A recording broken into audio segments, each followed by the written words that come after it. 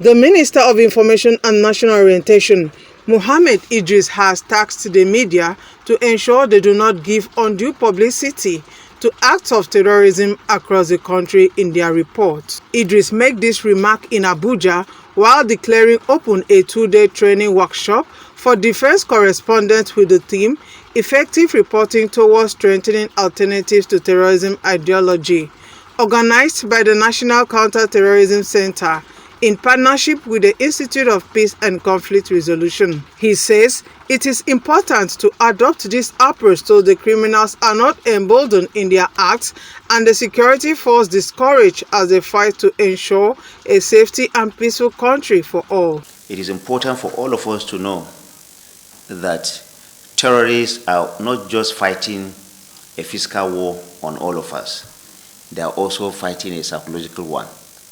And therefore, it beats my imagination when media managers sometimes promote, sometimes unconsciously, the activities of these terrorists. Without propaganda, terrorism will not thrive. And at all times, a terrorist will always want to be in the news.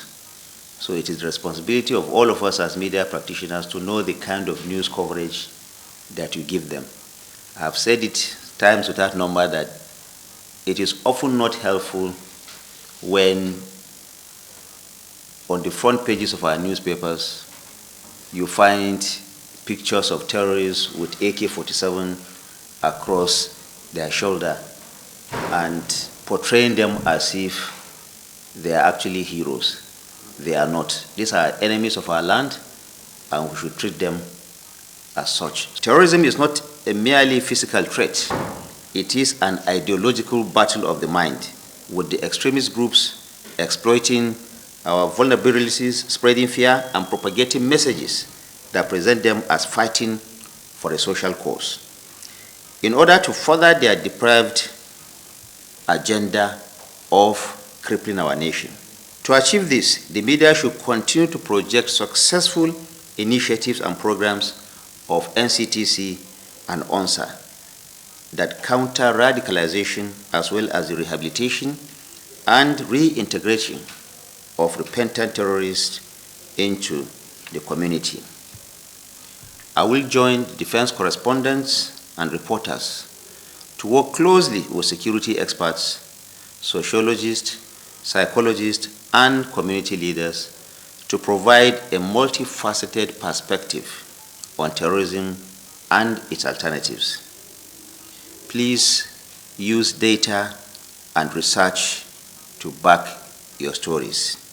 By doing so, you are enhancing your credibility and the depth of your sources and your reportage. This workshop is at the expense of the National Counter Terrorism Centre, Office of National Security Advisor, in collaboration with the National Peace Academy, Institute for Peace and Conflict Resolution, as part of our mandate in countering terrorists and violent extremism narratives, as resonate in the theme of the workshop. Journalists are strategic partners in the fight against terrorism and violent extremism, and they offer various perspectives on insecurity, social, economic, and political issues to the public through their contents.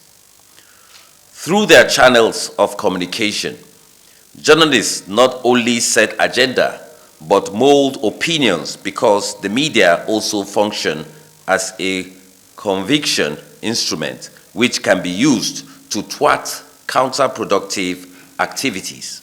You don't promote the activities of this criminal. Their main aim is to create fear on the minds of the people, and they rely on propaganda.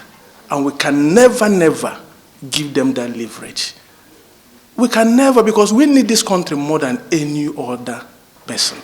Because those people who are trained in warfare are there to protect themselves, but we cannot do that. The government has not given us the tool to, they gave us responsibility, but there is no tool. Please take that back. We need that tool to be able to do that effectively. I also want to urge My colleagues, please don't break the news to break the nation.